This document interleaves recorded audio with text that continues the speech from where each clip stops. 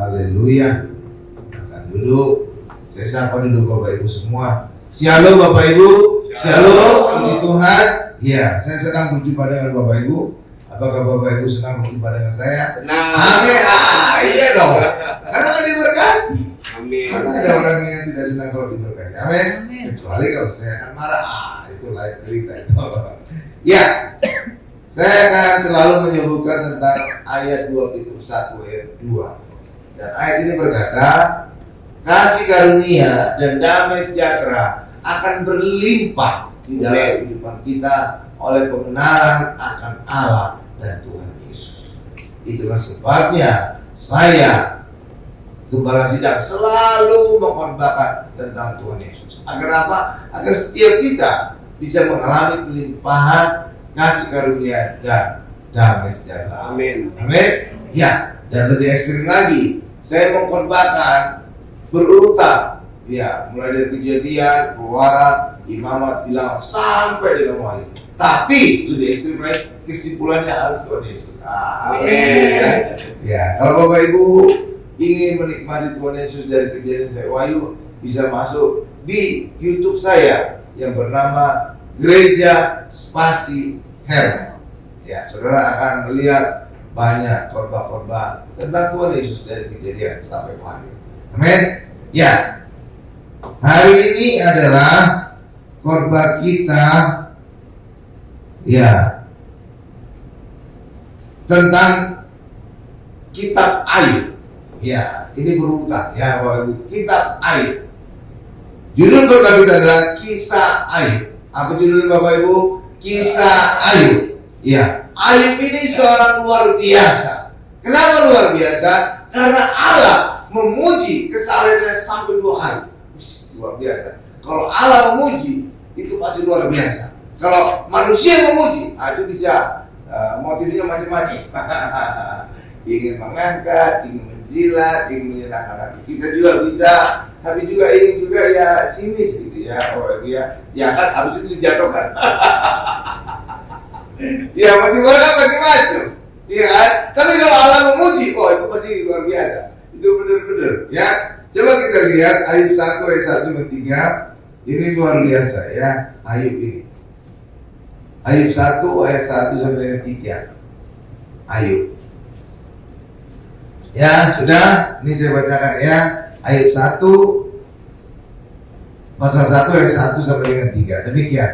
Ada seorang laki-laki di tanah Uz bernama Ayub. Orang itu saleh dan jujur. Ia takut akan Allah dan menjauhi kejahatan. Ayat 2. Ia mendapat 7 anak laki-laki dan 3 anak perempuan. Wah, komplit. Totalnya berapa? 10. Wah, zaman dulu banyak anak Bapak Ibu. Iya, karena zaman dulu orang masih petani, peternak, perikanan, jadi banyak anak, banyak tenaga kerja. Iya, belum ada kawin. Kalau sekarang banyak anak, biaya makin tinggi ya. Karena nyekolah lainnya segala macam ya. Ya, kalau zaman dulu nggak banyak anak itu justru dikejar. Kenapa? Tenaga kerja gratis. Ya ini tadi 10 anak ya, 7 laki-laki, 3 perempuan, komplit laki perempuan, luar biasa. Ayat 3. Dia memiliki 7.000. Oh ya, enggak. Saya jadi tergelitik tadi. Berapa tadi anaknya? 7 laki-laki dan 3 perempuan. Nah, kalau keluarga saya cuma 7 laki-laki saja. Enggak ada perempuan. Luar biasa ya. Jadi mirip-mirip Ayub lah. 7 laki-laki ya. Ya. Ya, ayat 3 kita lanjutkan. Ia memiliki 7.000 ekor kambing domba, 3.000 ekor unta, 500 pasang lembu, 500 keledai betina dan budak-budak dalam jumlah yang sangat besar, sehingga orang itu adalah yang terkaya dari semua orang di sebelah timur. Saudara lihat ini 7.000 ekor kambing. Ada data-datanya Bapak Ibu. Tapi kalau saudara lihat nanti di akhir Ayub 2 kali lipat diberkati Tuhan Ayub. Jadi disebutkan juga jumlah ini yang kekayaan. Jadi benar-benar 2 kali lipat. Nanti kita perbandingan ya pada akhirnya ya, ya luar biasa. Jadi benar-benar 2 kali lipat. Ya. Jadi Ayub itu mempunyai keluarga yang luar biasa yang mendapatkan 7 anak laki-laki. Kalau keluarga saya cuma 7 laki-laki saja dan 3 anak perempuan. Iya. Ayub juga sangat kaya, udah banyak anak, kaya, wah luar biasa. Ya, Ayub orang yang luar biasa, tetapi semua itu sirna ketika iblis menghancurkan segalanya. Coba kita lihat Ayub 1 ayat 8b dan Ayub 2 ayat 3b. Semua kekayaan yang luar biasa tadi lenyap. Kenapa? Iblis. Ya, iblis itulah pencuri, pembunuh, dan pembinasa. Karena itulah, wah, Tuhan perlu melindungi kita. Orang Kristen harus selalu mengandalkan perlindungan Tuhan. Kenapa? Karena setiap saat iblis itu ingin menghancurkan kita, Bapak Ibu. Karena itulah terus andalkan perlindungan Tuhan, aman kita. Iya. Orang Israel menolak perlindungan Tuhan Yesus, makanya mereka adalah bangsa yang paling teraniaya di dunia. Iya, di dunia loh Bapak Ibu. Seluruh dunia itu nggak tahu gimana kayak memusuhi mereka, kayak musuh bersama gitu Bapak Ibu. Iya, sejak dulu ya. Tapi di balik itu adalah ada setan Bapak Ibu. Ayub 1 ayat 8b sudah nih. Saya bacakan yang dihasil oleh Ibu Odi. Sebab tiada seorang pun di bumi seperti dia. Iya, yang demikian saleh dan jujur, yang takut akan Allah dan menjauhi kejahatan. Tuh, luar biasa ya. Ya, saleh, jujur, takut akan Allah dan menjauhi kejahatan.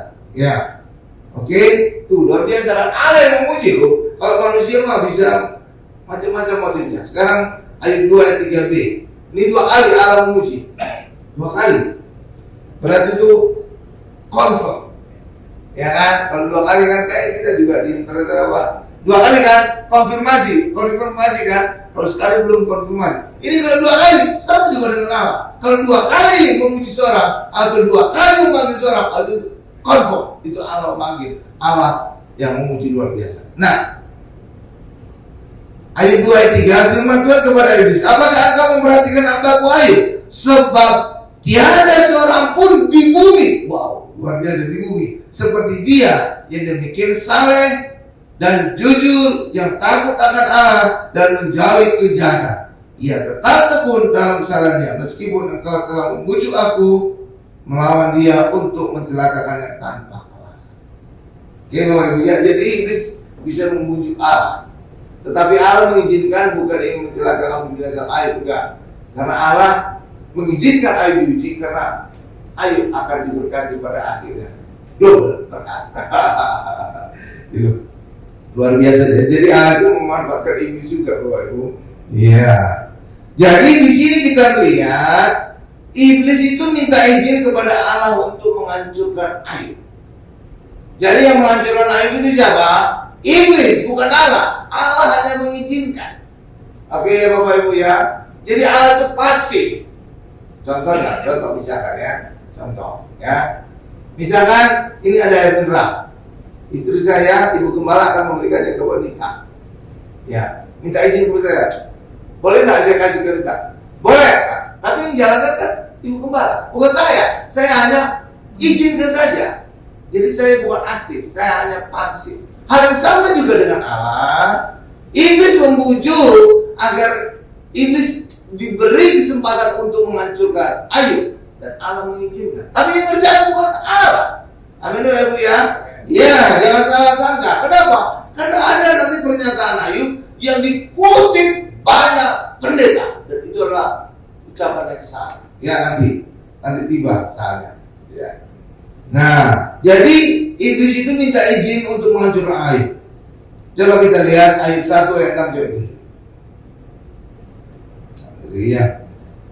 Makanya kalau kita ngutip ayat di Alkitab ya, kita harus lihat konteksnya ya, dan rasa comot. Karena itu berbahaya. Ya, maknanya bisa berbeda nanti dengan yang dimaksudkan Allah. Iya. Ayub 1 ayat 6 sampai 7 sudah di sana. Nah, ini saya bacakan ya, Ayub 1 ayat 6 sampai 7. Pada suatu hari datanglah anak-anak Allah menghadap Tuhan, dan di antara mereka datanglah juga iblis. Ayat 7. Maka bertanyalah Tuhan kepada iblis, dari mana engkau? Lalu jawab iblis kepada Tuhan, dari perjalanan mengelilingi dan menjelajah bumi. Amin.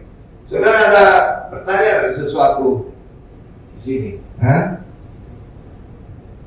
Ada pertanyaan nggak kira-kira dari ayat? Pertanyaan adalah, kok bisa iblis bisa datang ke hadapan Allah? Ya, karena kenapa saya? Itu. Kok bisa iblis bisa datang ke hadapan Allah? Saudara tahu kenapa? Karena iblis telah mengalahkan Adam dan Hawa. Dan tempatnya Adam dan Hawa dulu seperti dosa, itulah yang kemudian diduduki oleh iblis. Sehingga iblis bisa ada di hadapan Allah.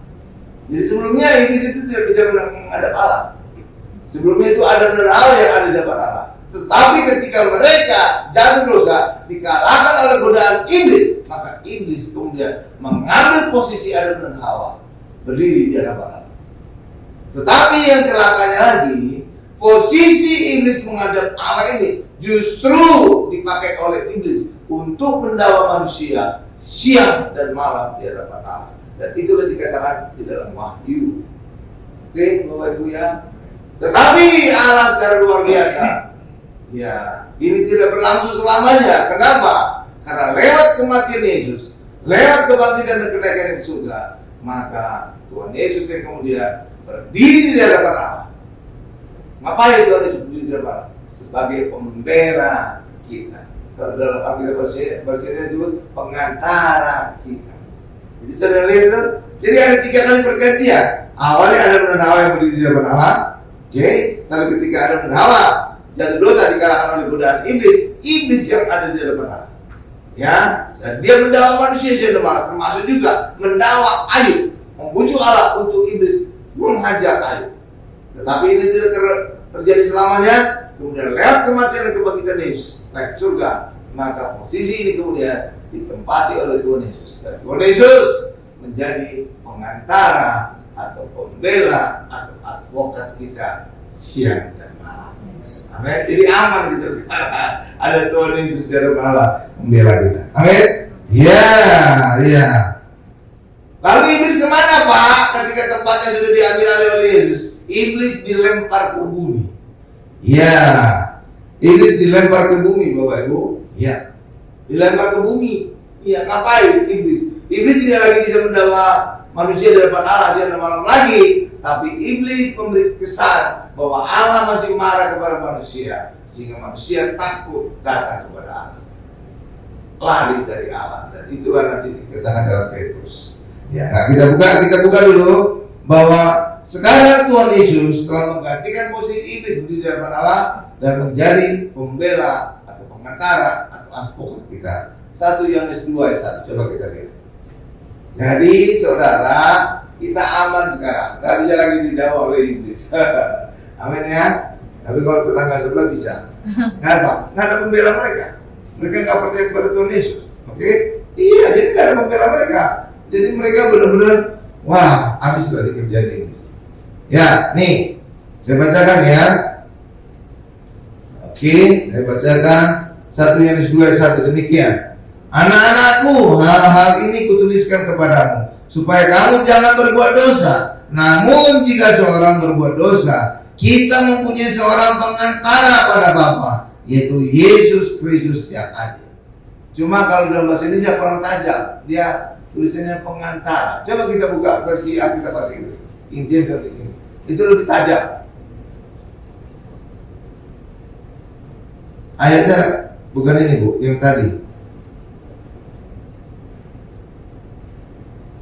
Ya, 1 Yohanes 2 ayat 1. Nah, coba Ibu Arsir aja yang advokatnya. Yang advokat itu baris ketiga. Nah, iya itu, iya. Ya, coba Ibu, bisa nggak? Oh, nggak bisa ya? Cuma advokatnya ya, supaya orang-orang fokus melihatnya dia advokatnya, nggak bisa. Nah, ya, jadi coba lihat itu advokat ya. Ya kan, kalau pengantara kan kita kurang klik ya, kurang paham ya. Tapi kalau bahasa Inggris jelas disebut, apakah ini King James atau King James Version, itu disebut advokat kita. Dan advokat itu dibutuhkan ketika orang salah, ketika orang melakukan dosa. Harus ada pembela, dan kita punya pembela, namanya Tuhan Yesus. Kalau saudara nggak melakukan kesalahan, saudara kan nggak butuh advokat kan? Nggak butuh pengacara. Iya, nggak butuh. Pengacara itu dibutuhkan ketika kita ada masalah hukum, ada kesalahan. Oke, iya, kita butuh ya kayak semacam Hotman Paris yang jalannya gini-gini aja. Soalnya cincinnya berlian semua, miliaran itu. Tangannya dipotong, sekarang dapat miliar. Satu jari. Cincinnya, makanya kalau dia ngomong kalau gini-gini, kenapa? Tunjukin cincin.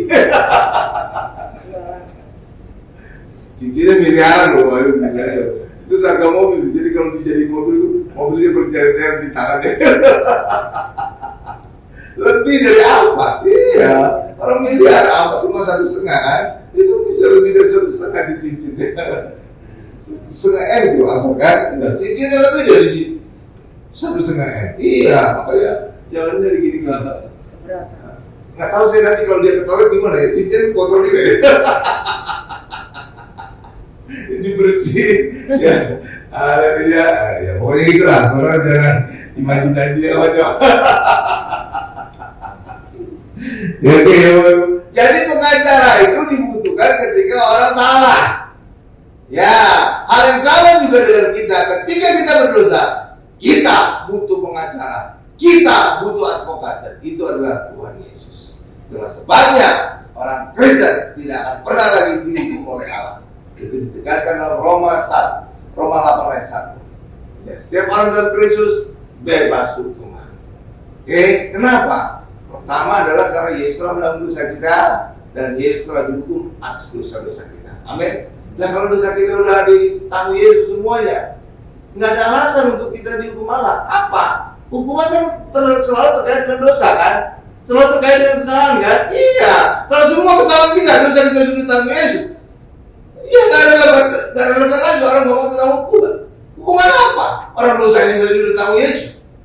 Oke, makanya orang Kristen jangan lagi ngomong dosa, jangan lagi ngomong hukuman dosa. Kenapa? Kalau saudara masih ngomong dosa dan hukuman dosa, maka saudara berkata kepada Tuhan Yesus, Tuhan, engkau gagal menanggung dosa, engkau gagal menjalani hukuman atas dosa. Iya, itu sama dengan berkata demikian. Karena itulah kita imani, kita percaya karena saat Yesus telah menanggung segala dosa kita dan telah menjalani hukuman dosa kita, maka di dalam Yesus kita bebas dari dosa dan bebas hukuman Allah. Amin. Itu jadi ada ceritanya, ada kaitannya, luar biasa sekali Tuhan kita.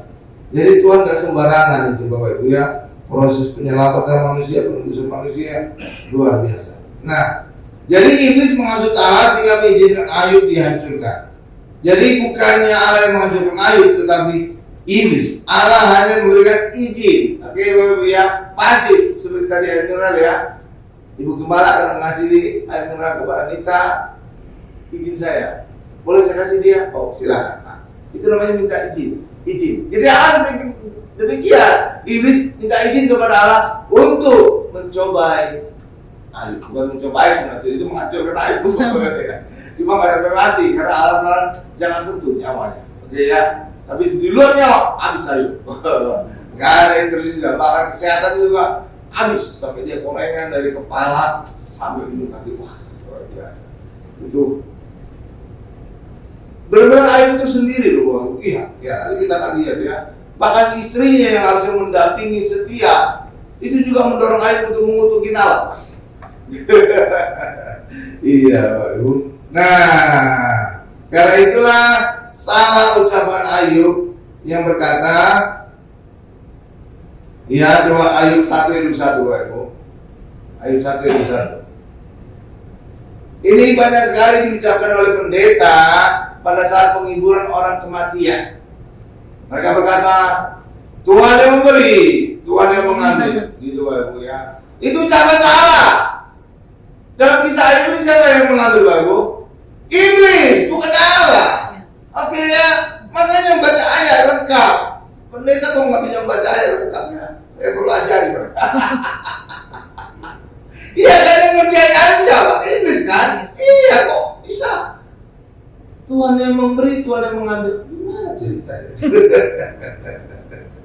Ayub 1 nih. Ini ucapan Ayub ya, yang seringkali diikuti oleh pendeta. Padahal ini sebenarnya salah. Pak, mungkin kan Nabi salah. Oh oke. Musa aja Nabi terbesar orang Israel, salah. Buktinya apa? Nggak masuk tanah Kanaan. Karena itu, iya Musa itu terbesar. Kenapa saya bilang katakan Musa terbesar? Karena Musa mewarnai seluruh perjanjian lama. Iya, kita taruh kan di bawah Musa dan kita berusaha. Ya kan? Itu Musa itu mewarnai seluruh perjanjian lama. Perjanjian baru, Yesus yang mewarnai. Benar ya Bapak Ibu? Iya, jadi benar-benar nabi terbesar. Nih, saya bacakan. Katanya, kata siapa? Kata Ayub.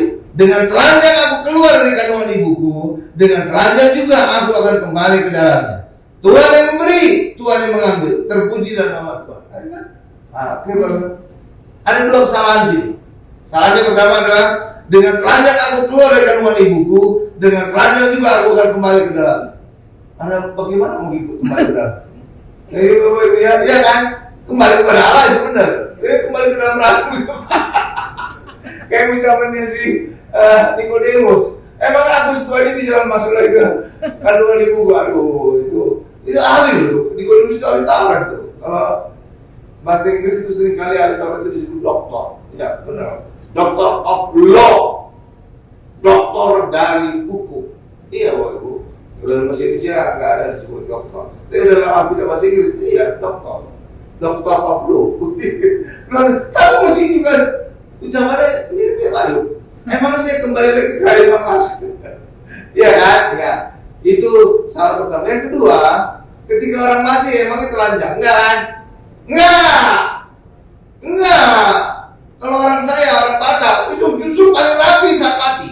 Dipakai jas gitu. Wow, mantap. Iya, pakaian yang terbaik yang dia sukai. Iya kan biasanya kan? Iya, orang biasa juga gitu kan. Biasanya pakaian terbaik dari almarhum itu yang dipakaikan saat dia meninggal kan. Iya, malah barang-barang kesukaannya juga dimasukin ke dalam peti. Iya kan? Iya, jadi nggak salah ya, salah dia. Dia bilang telanjangan kembali. Mana ada telanjangan jenazah? Iya kan? Nggak ada. Itu justru pakaian yang terbaik. Pakai jas. Iya. Iya, malah kadang-kadang di sini juga Alkitab. Ya, hidup jadi nama Alkitab, kalau lagi mati. Itu udah sia-siakan Alkitab. Iya kan? Iya ya. Lu makasih aja ke orang gitu kan. Iya kan, jangan taruh di peti mati. Orang hidup tinggal baca Alkitab yang mati. Ya udahlah, nggak apa-apa itulah. Itulah. Ya kayak Bapak. Nah, yang kedua, yang berikutnya, yang ketiga, sorotnya adalah ucapan Ayub. Tuhan yang memberi, Tuhan yang mengambil. Yang memberi itu benar Tuhan. Ya Bapak Ibu, Tuhan yang memberkati kita, Tuhan yang memberi. Tetapi Tuhan mengambil enggak ada. Yang mengambil ternaknya Ayub, yang mengambil anak-anaknya Ayub itu bukan Allah. Siapa? Iblis kan? Nah kenapa kok bisa Ayub ngomongnya Allah yang ngambil? Gimana ceritanya? Tapi itu juga kesalahan. Itu cuma pendeta. Iya kan? Makanya aduh, Alkitab itu kita harus kritis, harus lihat konteks juga gitu ya. Kenapa? Karena Nabi juga bisa salah. Ya contohnya itu tadi saya ceritakan, Musa itu Nabi terbesar orang Israel. Itu salah, bukti itu masuk tanah-tanah kan? Yang nggak melanggar oleh Allah. Iya, makanya bisa salah. Makanya kita harus lebih teliti membaca ayat, teliti membaca Alkitab, jangan asal cuma. Nanti hasilnya menjadi salah besar. Oke Ibu ya. Jadi bukan Tuhan yang memberi dan Tuhan mengambil, tetapi Tuhan yang memberi. Itu saja. Ya, mengambil itu setan. Karena itulah setan disebut pencuri. Ya kan? Pencuri kan ya. Memang Yesus disebut datangnya, seperti pencuri datangnya, bukan pencurinya Yesus. Oke, setan yang pencurinya. Oke? Ya, makanya jangan lagi menyebut Tuhan yang memberi, Tuhan yang mengambil. Tidak, itu salah. Oke? Tuhan yang memberi, benar. Itu saja. Tuhan yang mengambil itu adalah setan. Oke, Bapak Ibu ya. Iya. Apapun dalam kehidupan saudara, yang mengambil itu setan. Coba. Yang mengambil setan-setan siapa? Setan kan? Yang mengambil dari setan-setan siapa? Setan kan? Yang mengambil saudara bangkrut itu apa? Kan setan kan? Lah iyalah. Karena setan itu pencuri, pembunuh dan penjasa. Oke? Jadi bukan Allah. Makanya kalau misalnya perayaan Tuhan Yesus, pada saat ada orang yang sehat, apakah pernah Yesus berkata, kamu sehat sekali, saya ambil kesehatan kamu? Nggak ada. Nggak ada kan? Oh kamu kaya sekali, saya ambil kekayaan kamu? Nggak ada gitu Bapak ya. Iya, karena itulah mari kita lebih selektif membaca ayat di Alkitab. Amin. Ya, bahkan istri Ayub juga mendorong Ayub mengutuki Allah. Nah, berikutnya Bapak Ibu, ketika Ayub itu mengalami banyak penderitaan, anaknya mati, ternaknya habis semua, kesehatannya juga hilang sehingga dia korengan dari atas kepala sampai kaki.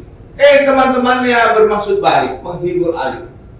Ya, tapi apa jadinya? Bukannya menghibur, justru mendakwa Ayub. Oh, kamu mengalami ini karena kamu dosa. Kamu mengalami, kamu harus bertobat. Kamu mengalami ini karena justru dakwah-dakwah dari temannya Ayub. Sehingga apa? Ayub jadi marah. Iya kan? Karena apa? Mereka nggak tahu gimana Allah mengizinkan Ayub mengalami seperti ini. Ini atas permintaannya iblis. Amin. Bukan karena Ayub salah. Allah memuji Ayub 2 kali kan? Saleh, takut anak-anak Allah. Luar biasa kan? Iya. Karena itulah, mari kita juga kalau menghibur teman kita datang ke rumah sakit atau apa, jangan saudara mendakwa dia. Ya, cenderung kan orang gini kan, ketika datang menghibur orang di rumah sakit, tanpa sadar dia itu sebenarnya menyakiti si pasien. Kamu kok bisa sakit sih? Kamu kan makanya 4 sehat 5 sempurna. Iya, kamu kan rajin olahraga. Kok kamu bisa sakit? Jangan-jangan kamu ada dosa tersembunyi. Jadi kamu mendakwa gitu, waduh. Kan pasien jadi merasa gimana gitu kan? Makanya saudara jangan datang ingin mendoakan orang, ingin menghibur, justru mendakwai orang itu. Waduh, itu nanti kejadiannya kayak teman-temannya Ayub. Ingin menghibur Ayub, justru mendakwa Ayub. Iya, kamu ngalamin gini kenapa? Pasti ada dosa kamu lakukan Ayub. Gitu. Makanya Ayub jadi marah. Ini teman gimana sih? Bukan hanya Ayub yang marah, bahkan juga Allah marah. Tetapi dalam dialog-dialog itu kita ada mendapatkan pemahaman yang luar biasa dari Ayub, Bapak Ibu. Sama juga seperti saat Tuhan Yesus melayana, itu kan Tuhan Yesus banyak kali dicobai oleh ahli Taurat, Farisi, Imam, kan? Ya kan? Kesannya kan kayak jelek kan? Ingin menjatuhkan Yesus kan? Tetapi itu ada manfaatnya bagi kita. Karena pertanyaan-pertanyaan itu juga seringkali menjadi pertanyaan kita kan? Kok bisa gini? Kok bisa gini? Kok muridmu makan di hari Sabat? Kok benar? Tapi udah zaman-zaman Yesus kita, oh gitu toh. Oh gitu. Jadi nggak selalu hal yang awalnya jelek itu menjadi jelek selamanya. Tapi bisa juga menjadi manfaat bagi kita. Amin, Ibu ya? Iya. Sama juga contoh. Kenapa Tuhan membuat orang bisa sakit gigi? Nah, supaya ada dokter gigi bisa punya kerjaan. Karena ada kerjanya loh. Ya kira-kira gitu loh Bapak Ibu ya. Kenapa orang bisa sakit? Ya supaya dokter ada kerjaan. Enggak. Ya kan? Ya kan, coba kalau nggak ada orang sakit. Ada dokter nggak? Ada rumah sakit nggak? Enggak. Iya, jadi saudara melihat bahwa di balik masalah-masalah seringkali ada nilai positif. Ada hal yang bisa kita ambil. Ya Bapak Ibu ya. Iya. Jadi jangan seorang melihat segala sesuatunya hitam putih aja. Bisa aja di balik hitam itu ada hal putihnya. Itu Bapak Ibu ya. Iya kan? Iya. Makanya tuh Rasul Paulus berkata, bersukacitalah senantiasa. Ya, apapun yang kita hadapi bersukacita. Kenapa? Karena di balik masalah itu bisa saja itu cara Tuhan akan memberkati kita. Gitu Bapak Ibu ya. Iya. Ya, terus. Nah, dalam dialog dengan teman-temannya, sahabat-sahabat Ayub sudah menyadari bahwa Yesus adalah kekuatan dan hikmat Allah. Coba kita buka ayat 12 sampai 13.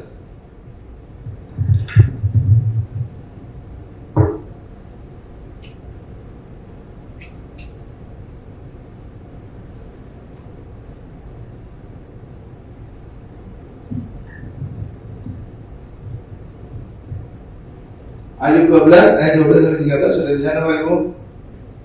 Nih. Konon hikmat ada pada orang yang tua dan pengertian pada orang yang lanjut umurnya. Tetapi pada Allah hikmat dan kekuatan. Dialah yang mempunyai pertimbangan dan pengertian. Amin. Nah ini benar ini. Ini dikutip oleh Rasul Paulus. Tuhan Yesus adalah kekuatan dan hikmat Allah. Tetapi pada akhir zaman sudah dinubuatkan bahwa pada akhir zaman gereja tidak lagi mengenalkan Yesus sebagai kekuatan Allah dan hikmat Allah. Itulah sebabnya ada tanda 66 di tangan kanan dan di dahi. Oke Bapak Ibu ya. Ya banyak orang mengkaitkan, nggak tahu di pendeta itu mengkaitkan chip. Mana ada kata chip di Alkitab? Kok bisa-bisanya ada chip harus ditaruh nanti di tangan, harus taruh nanti di dahi? Mana chip? Itu artinya apa? Hal dunia dia masukkan dalam kisah Alkitab. Harusnya kisah Alkitab lah dia mau pengaruh dunia. Jangan sebaliknya. Amin Bapak Ibu ya. Iya. Jadi kekuatan Allah dari nikmat Allah sudah disebutkan oleh Ayub. Coba kita lihat dalam perjanjian barunya. Ini dikutip oleh 1 Korintus 1 ayat 24 gitu. Ini belum ada catatan tapi saya tiba-tiba tergelitik untuk menunjukkan kepada saudara apa yang perkataan Ayub dikutip juga oleh Rasul Paulus. 1 Korintus 1 ayat 24D. 1 Korintus ayat 24D. Nah, oke. Ini saya baca baris ketiga ya. Kristus adalah kekuatan Allah dan hikmat Allah. Nah itu sama dari ucapan Ayub kan? Iya, kekuatan dan hikmat. Dan itu yang kemudian hilang pada gereja akhir zaman. Orang tidak lagi mengandalkan Yesus sebagai kekuatan Allah dan hikmat Allah. Ya. Kenapa Pak saya Alkitab berkata tangan kanan dan dahi? Iya, kalau orang menunjukkan kekuatan apa? Pakai tangan kan? Iya kan? Iya, pakai tangan. Awas dong ya. Nih, gua kementak. Bisa melayang gitu kan? Menunjukkan kekuatan lo pakai tangan kanan, bukan tangan kiri. Ada orang pakai tangan kiri menunjukkan kekuatan? Enggak ada kan? Enggak ada kan? Enggak ada. Atau tunjukkan, nih kaki saya. Tuh lihat betisnya bersanggul. Oh, enggak ada. Enggak ada kan? Enggak ada kan?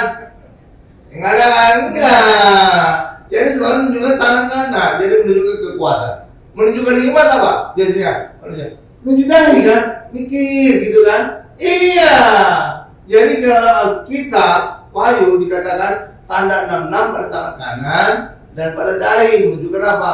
Manusia tidak lagi mengandalkan Yesus sebagai kekuatan Allah dan hikmat Allah, tetapi manusia telah mengandalkan kekuatannya sendiri dan hikmatnya sendiri.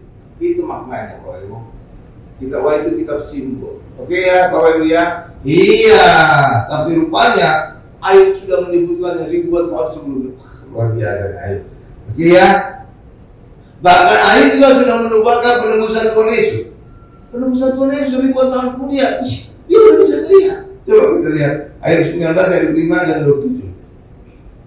Haleluya. Ayub 19 ayat 25 dan 27. 25 Bu. Nah, ini ucapan Ayub. Tetapi aku tahu penebusku hidup. Dia udah bisa ngomong penebus. Luar biasa ya. Penebusku hidup dan akhirnya dia akan bangkit di atas tubuh. Bangkit lagi di tubuh. Luar biasa ya. Jadi Ayub aja dibuatkan sebelum Tuhan Yesus udah menubuatkan tentang penebusan Yesus dan kebangkitan Yesus. Luar biasa ya. Oh, ya. Terus ayat 27 jawab nah. Dan aku sendiri akan melihat, memihak kepadaku, mataku sendiri menyaksikannya, dan bukan orang lain. Hati selalu balikku merana karena rindu. Tuh. Jadi luar biasa ya Bapak Ibu ya. Ayub ini udah bisa melihat jauh ke depan. Luar biasa. Nah, jadi pada saat dialog-dialog Ayub dengan sahabat-sahabatnya itu Bapak Ibu, terungkap juga ada sedikit kesan Ayub itu seakan-akan protes kepada Allah. Seakan-akan, tapi dia tidak mengucap Allah. Enggak. Dia sedikit kayak komplain gitu Bapak Ibu ya. Komplain. Iya. Kenapa dia mengalami semuanya ini gitu Bapak Ibu juga. Ya kan? Itu kan luar biasa penderitaannya Ayub. Iya, luar biasa Bapak Ibu. Anaknya mati semua, anaknya hilang, dia istrinya juga kesehatannya juga hilang. Korengan dia, istrinya juga mengucap. Siapa lagi yang membantu dia, yang menghibur dia? Nggak ada lagi kan? Jadi benar-benar penderitaan Ayub ini, wah luar biasa. Iya. Kalau biasanya kalau kita berumah tangga, istri kita bisa menghibur kita kan. Kalau ada masalah di kantor, ada apa, bisa kan gitu ya. Ya kan? Ya, iya. Tapi ini istrinya juga mendorong Ayub untuk mengucap Allah. Jadi nggak ada lagi yang benar-benar bisa menghibur. Teman-teman yang berusaha menghibur justru menghakimi Ayub. Luar biasa. Jadi benar-benar penderitaan Ayub luar biasa. Nah, dari dalam dialog itu kemudian kita tahu bahwa Ayub ada kesan kayak protes kepada Allah. Ya, Bapak Ibu ya. Coba, lalu apa? Kesannya protes ini kemudian dijawab oleh Allah, luar biasa. Ya, dijawab oleh Allah. Jawaban Allah juga luar biasa sehingga apa? Sampai Ayub tidak bisa lagi ngomong, tidak berani lagi ngomong. Luar biasa. Coba kita lihat Ayub 38 ayat 4. Lalu nanti Ayub 42 itu masuk ingat. Ya, ini saya bacakan Ayub 38 ayat 4. Di manakah engkau ketika aku meletakkan dasar bumi? Ceritakanlah kalau engkau mempunyai pengertian. Ini maksudnya apa, Pak? Maksudnya gini. Ketika Ayub seperti protes kepada Allah, Allah menunjukkan bumi aja Allah ciptakan. Allah dengan hikmatnya menciptakan bumi dan segala isinya. Di mana Ayub pada saat itu? Apa pengertian Ayub tentang penciptaan bumi? Nah, begitu Bapak Ibu. Jadi Allah langsung menjawab dengan yang telak gitu Bapak Ibu. Bumi aja yang ciptakan. Ya kan? Iya, dan segala isinya. Di mana Ayub pada saat itu? Apa komentar Ayub? Ada peran Ayub nggak? Nggak ada kan? Enggak. Malah Allah, apa pengertianmu tentang penciptaan bumi? Nggak tahu juga Ayub kan? Iya, makanya jangan protes ketika Ayub mengalami masalah. Bisa saja itulah bagian dari rencana dan benar adalah bagian dari rencana. Amin. Iya, hal yang sama juga dengan kita Bapak Ibu. Seringkali masalah-masalah dalam kehidupan kita tidak paham. Benar kan? Seringkali kita tidak paham, benar Bapak Ibu. Iya, seperti misalkan contoh. Seringkali orang-orang jujur itu hidupnya pas-pasan gitu ya. Gara-gara siku sana siku sini, ambil sana ambil sini, nggak ada segala macamnya. Tapi justru orang yang rada-rada kotor itu kayaknya kaya gitu, ambil sana ambil sini, perasaan gitu. Tapi sudah jangan diri kepada mereka. Kenapa? Ya itu uang panas. Uang panas itu biasanya juga hilangnya juga cepat gitu ya, nggak bertahan. Dan uang juga belum tentu memberikan kebahagiaan. Ya, iya Bapak Ibu. Iya. Apa buktinya Pak? Uang tidak memberikan kebahagiaan. Bukan tidak, itu diperlukan untuk kebahagiaan, tapi bukan itu tujuannya. Ya, contoh ya. Ketika anak saudara wisuda, saudara senang nggak? Saudara bahagia nggak? Bahagia. Itu nggak ada hubungan sama duit. Tapi untuk dia kuliah, dia perlu biaya kuliah. Gitu Bapak Ibu. Iya kan? Tapi kelulusan dia nggak ada hubungan sama sekali dengan duit, sama uang. Iya, saudara punya cucu, misalkan, itu nggak ada hubungan sama duit, ya kan? Iya, punya cucu saudara dari anak saudara atau mantu saudara, ya kan? Iya, itu mendatangkan kebahagiaan, tapi nggak ada hubungan sama duit. Tetapi kelahiran juga perlu uang, biaya rumah sakit, biaya bidan dan segala macam, benar ya? Tapi bukan uang sebagai penentu. Banyak orang juga yang punya cucu nggak happy, benar kan? Iya, banyak orang juga yang anaknya sudah nggak happy. Karena itulah uang tidak bisa memberikan kita kebahagiaan, tapi kebahagiaan itu perlu uang. Iya, oke ya, tapi bukan penentu. Oke, lanjut. Nah, jadi Allah menjawab Ayub dulu. Aku menciptakan bumi. Di mana kamu? Aku mengerti. Kasih jawab dia. Lalu kemudian Ayub berkata menjawab Allah. Ini perkataannya. Ayub 42 ini masuk mendengar. Karena itu kita juga jangan komplain ketika kita menghadapi masalah atau apa, ya. Coba saudara bayangkan aja ketika Yusuf itu komplain ketika dia mengalami hal yang gak enak dari abangnya. Dia dibuang ke sumur, dia dijual jadi hamba ke Mesir, dia kemudian jadi pembantu di rumah Potifar, dia difitnah oleh istri Potifar, masuk penjara, segala macam. Ya kan? Coba kalau misalnya Yusuf komplain kepada Allah, stop itu. Komplain dia sebagai dijual jadi budak, ya udah stop, dia jadi budaknya terus. Ya kan? Tapi ketika dia selalu mengucap syukur kepada Tuhan, mengenal Tuhan, itu menjadi bagian dari proses hidup dia, sehingga pada akhirnya dia bisa menjadi Perdana Menteri. Benar ya? Jadi itu adalah proses dari Tuhan. Jangan saudara protes ketika Tuhan memproses saudara. Bisa stop di situ dan sampai selesai dengan rancangan Allah. Amin. Iya, karena izinkan Tuhan untuk memproses kita. Oke. Sama juga dengan intan atau berlian. Saudara tahu itu diambil dari mana? Hah? Saudara tahu diambil dari mana? Pertambangan batu berlian atau intan. Itu di tempat yang gelap, tempat yang kotor. Jadi awalnya dia digali, dicampur segala macam. Mesti kotor, mesti batu-batu campur segala tanah, segala rumput. Tapi kemudian diproses, dipotong, dipoles, digosok, baru akhirnya menjadi berlian yang indah, yang bisa dijadikan kalung kita, bisa dijadikan cincin kita atau gelang kita. Berlaku. Jadi untuk menjadi berlian yang berkilau yang nilainya mahal, itu menjalani banyak proses yang menyakitkan. Dipotong, digosok, diamplas, digosok segala macam. Benar ya? Sama juga dalam kehidupan kita. Kalau kita pada akhirnya ingin bersinar di hadapan Allah, ya kita harus rela diproses Tuhan. Kalau nggak hanya nyampe nanti prosesnya, amin. Iya, itu yang proses menyakitkan, itu benar. Iya. Nah,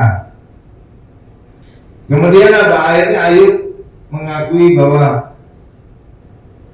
dia bukan siapa-siapa. Nih jawaban Ayub. Ini bagus juga. Ayub 42 ayat 5-6 disebutkan. Hanya dari kata orang saja aku mendengar tentang engkau, tetapi sekarang mataku sendiri memandang engkau. Enak, oleh sebab itu aku mencabut perkataan. Tuh akhirnya Ayub menyesal perkataanku, dan dengan menyesal aku duduk dalam debu dan abu. Oke, Bapak Ibu ya. Jadi proses kepada Tuhan juga dia akhirnya menyesal. Ya, dan ini luar biasa happy ending. Allah kemudian murka kepada sahabat-sahabatnya Ayub yang mendakwa Ayub segala dosa, segala kutuk dan segala macam. Adalah Pak, itu adalah bagian dari proses yang diizinkan Allah dilakukan oleh iblis. Oke, jadi iblis yang memproses, tapi dalam sepengetahuannya Allah. Ya, nah saudara lihat, Ayub itu akhirnya dipulihkan 2 kali lipat. Luar biasa. Ya, coba kita baca Ayub 42 ayat 10. Nanti Ayub 42 ayat 12 dan 13. Ini data-data pemulihan 2 kali lipat yang diberikan Allah kepada Ayub. Nih, saya baca Ayub 42 ayat 10. Sudah? Saya bacakan ya. Tuhan memulihkan keadaan Ayub setelah ia meminta doa untuk sahabat-sahabatnya, dan Tuhan memberikan kepada Ayub 2 kali lipat dari segala kepunyaannya dahulu. Oke, 2 kali lipat loh Bapak Ibu. Saudara ingat tadi berapa Ayub punya kambing domba? 1000. Hah? Nih, coba kita lihat ya. Coba kita lihat 7.000 ya. Coba sekarang kita lihat Ayub 42 ayat 12 dan 13. Coba lihat tadi ayat sebelumnya berapa, ayat akhirnya berapa. Nih. Sekarang ayat 42 ayat 12 dan 13. Sudah? Nih saya bacakan ya. Ayub 42 ayat 12 dan 13. Tuhan memberkati Ayub dalam hidupnya yang selanjutnya lebih daripada dalam hidupnya yang dahulu. Ia mendapat 14.000 ekor kambing domba. Sebelum berapa? 7.000. Tuh. Dan 6.000 unta. Sebelumnya berapa? 3.000. Tuh. Ya. 1.000 pasang lembu. Sebelumnya berapa? 500. Dan 1.000 ekor keledai betina. Sebelumnya berapa? 500. Benar-benar 2 kali lipat. Anaknya juga. Ya, terus ayat 13. Ia juga mendapatkan 7 orang anak laki-laki dan 3 anak perempuan. Nah ini tuh 2 kali lipat Pak. Anaknya. Kalau manusia lain, kalau manusia bukan dari sisi kuantiti jumlah, tapi kualitasnya. Kualitasnya apa? Terbukti putrinya Ayub menjadi yang tercantik di daerah itu. Wah, luar biasa kan? Kualitasnya jadi mantap banget. Istrinya berapa? Nggak tahu kita. Apakah istri lama atau yang baru? Jadi 2 kali lipat. Oke, Bapak ya. Ya. Jadi nggak ada disebut tentang istrinya. Ya, saya nggak tahu nih, Bapak Ibu ya. Ya mungkin aja istri yang sama, tapi istrinya menjadi bertobat sehingga kualitas jadi naik. Oke ya. Jadi dalam berkat Tuhan juga, saudara, ketika berdoa kepada Tuhan, Tuhan tidak selalu memberkati saudara secara materi, tapi bisa saja memberkati saudara dengan kasih karunia dan damai sejahtera. Saudara rasa damai hidup ini, nggak ketakutan, nggak resah, nggak khawatir dan segala macam. Itu juga berkat. Oke ya. Jadi berkat manusia kita itu bukan hanya berkaitan dengan materi. Bisa saja damai sejahtera kita luar biasa. Oke ya. Atau kesehatan kita luar biasa. Bisa kan? Bisa. Jadi berkat itu bukan hanya materi, kesehatan juga bisa menjadi berkat. sampai tua gitu tetap sehat, kan luar biasa. Iya, jadi ini Ayub itu diberkati luar biasa 2 kali lipat, bahkan putrinya menjadi yang paling cantik di wilayah itu. Wah, luar biasa. Nah, sekarang pertanyaan berikutnya bagi orang Kristen, apakah orang Kristen bisa mengalami yang seperti Ayub alami? Siapa yang menjawab iya? Bisa Pak, kita mengalami seperti Ayub. Siapa yang bilang iya? Setuju ya? Siapa bilang tidak? Siapa bilang absen? Kalau di gereja boleh absen, tapi dalam pemilu jangan absen. Oke ya, jangan absen karena setiap suara kita itu mempengaruhi pilihan kita. Oke ya, kalau saudara absen, saudara berarti nggak peduli kepada negara ini. Karena tiap suara saudara itu mempengaruhi. Oke ya, iya dong. Iya, jadi kalau kita juga salah pilih, nanti juga kesalahan itu akan kita derita selama 5 tahun ke depan. Salah pilih kan? Iya. Karena itulah mari gunakan hak pilih kita, jangan absen dan pilihlah berdasarkan petunjuk dari Allah. Oke? Petunjuk dari Allah ya. Karena kalau manusia seringkali melihat kemasan luarnya aja, kita nggak bisa lihat isi hatinya kan? Kita bisa ditipu kan? Sama juga seperti dulu Nabi Samuel juga. Melihat saudara-saudaranya jauh, ganteng ini, musik keren, kayak Bang Jambang gitu misalkan ya.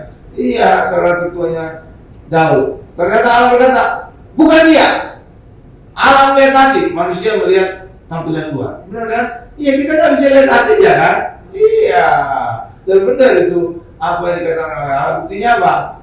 Ketika Daud kemudian akan melihat, itu justru abang tertua ini yang melecehkan Daud. Ngapain kamu sih? Menonton peperangan. Tuh, jaga tuh, 2-3 ekor kambing domba yang di ladang. Iya, justru tertua tadi yang harusnya akan dipilih oleh Samuel jadi raja, itu punya orangnya gimana gitu ya? Iya, justru Daud baik-baik antar makanan ke mereka, ingin nolong mereka dari tantangan Goliat, malah dimarahin. Artinya kan orangnya kurang benar gitu ya, baik kan? Iya, benar. Akhirnya Daud yang terpilih. Nah, jadi orang Kristen itu tidak mengalami seperti yang Ayub alami. Kenapa Pak? Karena kita punya Yesus sebagai pembela kita. Amin. Ya, jadi saudara tidak akan mengalami hal yang sangat mengerikan dalam kehidupan. Karena Yesus pembela kita, Yesus melindungi kita. Ya, tadi kita sudah baca ini kan? Iya, dan juga penyebab yang kedua bahwa orang Kristen tidak akan mengalami seperti yang dialami oleh Ayub adalah iblis tidak lagi berdiri dan mendakwa kita di hadapan Allah. Enggak lagi. Sebelumnya kan iblis mendakwa Ayub di hadapan Allah. Coba kamu ambil semua harta miliknya. Coba kamu ambil semua berkat yang kau berikan. Pasti dia akan mengutuk engkau. Iya kan? Itu kata iblis. Nah sekarang iblis tidak lagi di hadapan Allah mendakwa manusia demikian. Enggak. Karena yang berdiri di hadapan Allah sekarang siapa? Tuhan Yesus. Yang selalu membela kita, yang pengantara kita, advokat kita, maka kita tidak akan pernah lagi mengalami seperti yang dialami oleh Ayub. Amin. Oke, ya Bapak Ibu ya. Pak, apa aja penderitaan yang tidak kita alami, Pak? Gini, Bapak Ibu. Di atas kayu salib, semua penderitaan manusia itu sudah ditebus oleh Tuhan Yesus. Semua dibayar lunas, Bapak Ibu. Penderitaan apa yang dibayar oleh Yesus? Penderitaan penyakit itu dibayar oleh Yesus. Penderitaan dosa dibayar oleh Yesus, penderitaan kutuk sudah dibayar oleh Yesus. Tetapi konsekuensi dari perbuatan kita itu dibayar oleh Yesus. Contohnya Pak, misalkan saudara nggak makan, dampaknya apa? Saudara akan kelaparan, ya kan? Nah itu dampak dari tindakan saudara, konsekuensi tindakan saudara. Jadi saudara lambat karena sebelumnya saudara nggak makan. Nah itu namanya konsekuensi. Anak saudara nggak belajar sebelum ujian, dampaknya apa? Dia tinggal kelas. Ya, jadi bukan lagi berkaitan dengan dosa, tapi konsekuensi dari perbuatan kita. Oke, Bapak Ibu ya. Saudara ngocok orang, jangan. Dampaknya apa? Orang ngocok saudara. Jadi itu bukan kaitan dengan dosa, tapi konsekuensi dari yang kita lakukan. Nah, gitu Bapak Ibu ya. Iya, jadi bukan lagi berkaitan dengan dosa. Oke, jadi segala dosa, segala kutuk dan segala dampaknya itu sudah ditebus oleh Yesus dan itu yang tidak kita alami lagi dalam kehidupan. Tapi kalau konsekuensi perbuatan kita itu kita alami. Kalau saudara bunuh orang, saudara bisa ditangkap polisi. Itu konsekuensi. Jadi nggak ada kaitan dengan dosa lagi. Dosa sudah dibereskan oleh Tuhan Yesus. Oke, Bapak Ibu ya. Iya, gitu. Jadi ada yang sudah ditebus oleh Yesus, ada juga yang konsekuensi dari perbuatan kita. Oke ya? Iya. Iya. Nah, sekarang iblis tidak lagi ada di depan Allah untuk mendakwa kita. Lalu iblis sekarang ada di mana, Bapak Ibu? Di bumi yang mengaum-ngaum seperti singa. Dan ini menjadi ayat terakhir kita. 1 Petrus 5 ayat 8. 1 Petrus 5 ayat 8. Nah, inilah. Jadi iblis tidak lagi mendakwa kita di hadapan Allah seperti juga iblis mendakwa Ayub di hadapan Allah. Tapi iblis telah dilempar ke bumi dan iblis mengaum-ngaum berkeliling seperti singa. 1 Petrus 5 ayat 8. Ini artinya apa? Nanti saya jelaskan. Sadarlah dan berjaga-jagalah. Lawan musuh iblis berjalan keliling sama seperti singa yang mengaum-ngaum mencari orang yang dapat ditelannya. Artinya semua orang bisa ditelan oleh iblis? Tidak. Dia mencari orang yang bisa ditelan. Jadi nggak semua orang bisa ditelan. Amin. Kalau saudara tetap dari Yesus, saudara tidak akan bisa ditelan oleh iblis. Amin. Yang kedua, mengaum-ngaum seperti singa yang mengaum-ngaum. Itu artinya apa? Dalam perjanjian lama, ketika saudara ketemu kata singa mengaum, itu selalu menjadi gambaran Allah sedang marah. Allah sedang marah itu seringkali digambarkan oleh fenomena-fenomena alam. Seperti singa mengaum, seperti halilintar, menggelegar, kayak gitu Bapak Ibu. Jadi pakai tanda-tanda alam untuk menyatakan murkanya Allah. Nah, salah satu tanda dari alam murka adalah singa mengaum. Jadi iblis berkeliling mengaum-ngaum seperti singa, ingin menunjukkan bahwa Allah seakan-akan Bapak Ibu ya, seakan-akan marah kepada manusia. Padahal Allah tidak lagi marah, karena Allah telah melupakan dosa kita dan Allah tidak menghukum dosa kita. Amin Bapak Ibu. Iya, tapi iblis selalu menggambarkan Allah masih marah kepada kita. Dan ketika iblis berhasil menipu manusia bahwa Allah masih marah, apa reaksi manusia? Hah? Kalau saudara ada teman saudara sedang marah, umumnya tidak saudara ngapain? Kabur dari dia. Apa yang saya dengar dia? Harus saya diomelin lagi. Gitu kan Bapak Ibu ya. Dia kan kabur kan, menjauh dari dia kan. Hal yang sama juga dengan demikian. Ketika Allah sedang murka digambarkan oleh iblis, padahal sebenarnya Allah tidak murka, tapi ini tipuan iblis menggambarkan Allah murka. Maka orang Kristen yang bisa ditipu oleh iblis tadi akan lari dari Allah, takut dari Allah. Dan ketika orang Kristen lari dari Allah, maka perlindungan Allah tidak lagi dialami oleh orang Kristen. Pada saat itulah iblis, setan bisa mengalahkan Allah. Itu maksudnya. Oke ya. Jadi iblis ingin menggambarkan Allah itu masih marah sehingga orang Kristen takut dan lari daripada Allah. Dan pada saat lari itulah iblis bisa mengalahkan dia. Karena apa? Perlindungan Allah tidak lagi dialami oleh orang itu. Amin. Ya, karena itulah bagi kita sadari bahwa Allah tidak lagi marah kepada orang Kristen, karena segala dosa kita yang menyebabkan Allah marah telah ditanggung oleh Yesus dan segala hukuman dosa kita telah dijalani oleh Yesus. Itu sebabnya tata Allah bukan lagi tata penghakiman bagi orang Kristen, tetapi menjadi tata kasih karunia. Amin. Saya simpulkan kepada kita ini adalah jangan berpikiran negatif tentang Allah saat ada masalah, karena bisa jadi kita akan diberkati lebih dari sebelumnya. Contohnya Yusuf di Mesir, Daniel di pembuangan, Esther di istana Susan di Persia dan segala macam. Amin.